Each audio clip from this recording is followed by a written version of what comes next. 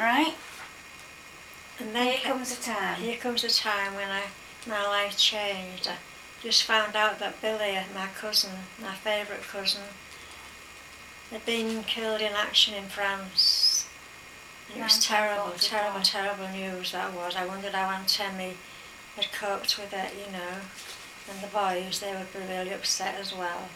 I couldn't go see them, I couldn't do anything about it, and just had to put up with it. But I was quite poorly, really. I remember feeling terrible for a long time.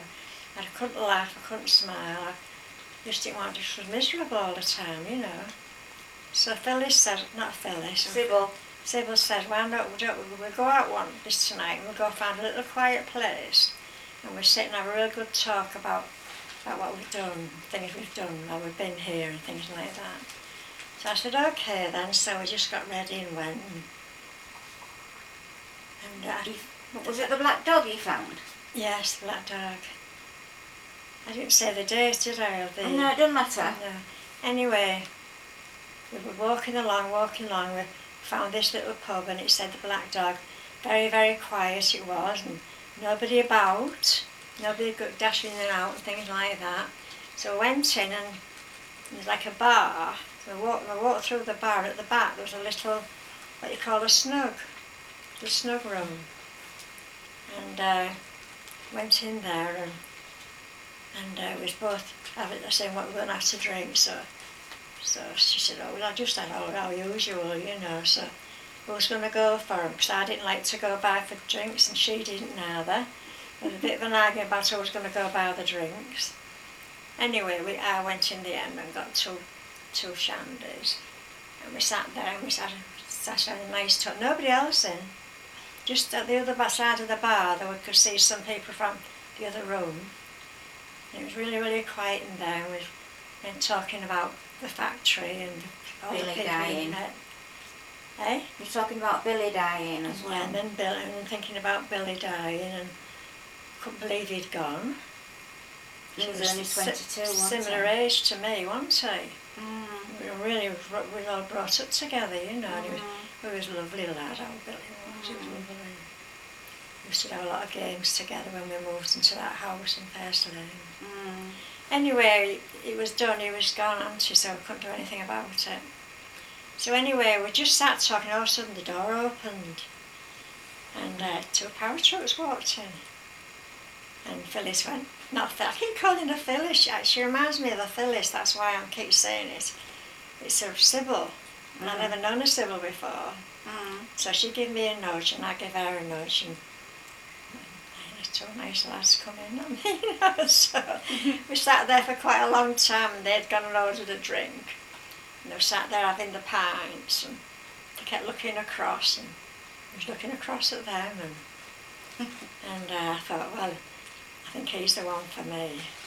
I was weighing him up, his lovely blue eyes and wavy hair and everything you could dream of, really. And he had a nice nature as well. But George was nice as well, he was a nice lad. But did they ask if they could come and sit with you? Yeah, well, yes, they did, yeah. They sat there for so long, and then Doug shouted across, do you mind if I come and sit with you and have a chat? It's a bit lonely sat here on our own. So I said, yeah, come on, come and sit with us. So they come and sat with us, and he told me all about living in the country, and how many family they had and all like that. And I was saying I come from Hull, and he was saying, oh, we've had a lot of bombs there, haven't they? And just got talking like that, you know, just really natural. He said he liked your name and was soon laughing and enjoying ourselves. I know, yes, I know, yeah. And then I still had my engagement ring off, so he says, oh, have you spoken for then? So I said, well, I don't think so, really. I said, I just wear that. I didn't know what to say. So anyway, I did take it off later on when I got home, so I thought, well, I'll have to write and tell Ronnie that I can't wait for him coming back. He wasn't the one for me, I don't think. So anyway, so we got outside, and Sybil was kind of edging up towards Doug. And so I think we both was. I think he was in a bit of a quandary. And George, picture behind you. George was real nice. He was a real nice lad. And So anyway, so he put his arm in mine and said, come on, I'll see you home then.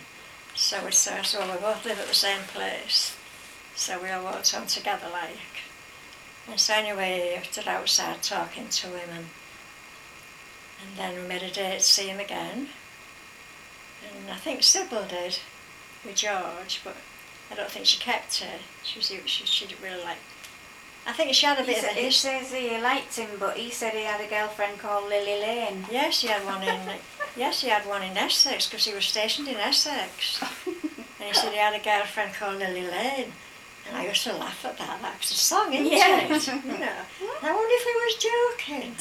I never ever told me the truth about that, you know, because I think he might have been joking. You used to pull his leg about him, didn't you? Lily Lane. You what?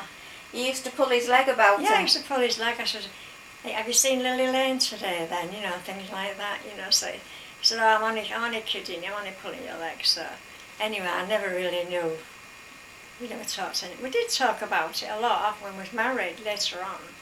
But he never said about Lily Lane. But he used to talk about Ronnie. Yeah. What was he like and, you know, and all that business. And so it was nice, quite nice looking. So after a while you fell in love then, did you?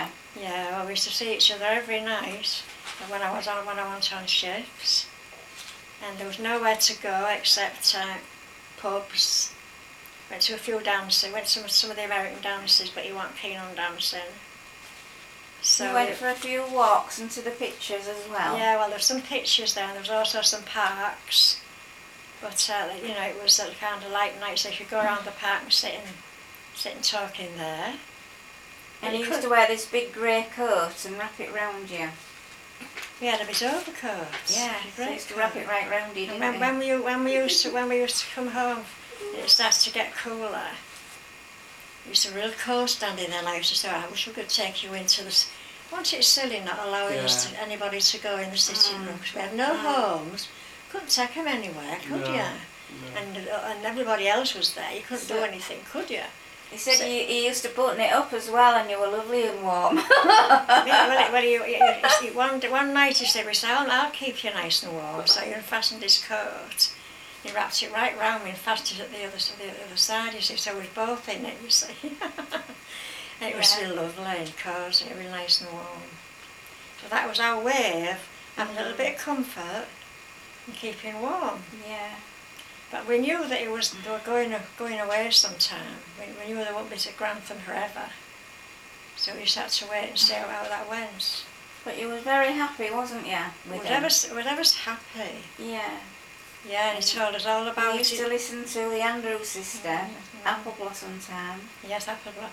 We used to go in this pub where all the Powers went. Yeah. And we used to sit with all them. It's better than mixing with the others, really. And there was where you put some money in, what they call them? Jukebox. A jukebox. Yeah. But all it played was Apple Blossom Time. And we used to all sing it, not again, not again. And one of my friends married one of the paratroops. Jack called him, was a Scotchman. And she had a wedding in there. Did she? Yeah. Oh wow. Yeah, she just, they just got married as there was. And she was happy. I think they're both dead now.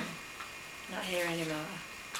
You said it was a real happy time. There was no animosity, no fighting, no drunks. No, there never was. No. Nobody seemed to get drunk. You didn't drink much. We kind of was half the time talking and singing instead of drinking all the time, Yeah. I don't know what the reason was, whether the beer was short or what, I don't know. But there was always a lot of singing going on, and you often got a lot of these Yankees singing some real way out songs, American songs, things like that. Been out with a couple of them.